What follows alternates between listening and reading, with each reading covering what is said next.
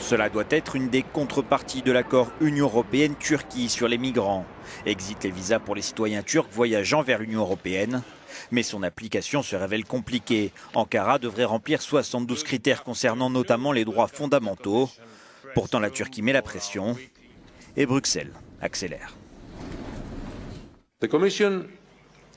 La Commission présentera son troisième programme de libéralisation des visas pour la Turquie le 4 mai.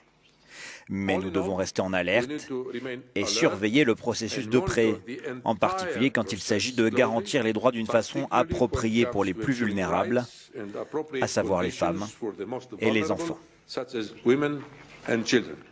Autre sujet de désaccord, l'engagement financier pris par l'Union européenne. 3 milliards d'euros censés aider la prise en charge des migrants par la Turquie. Il y a des problèmes à dégager ces 3 milliards d'euros que l'Union européenne a promis aux migrants syriens. Et je souligne ici que cela a été promis aux Syriens, pas à la Turquie. Il ne s'agit pas seulement d'un problème turc, l'Europe doit se montrer plus pragmatique.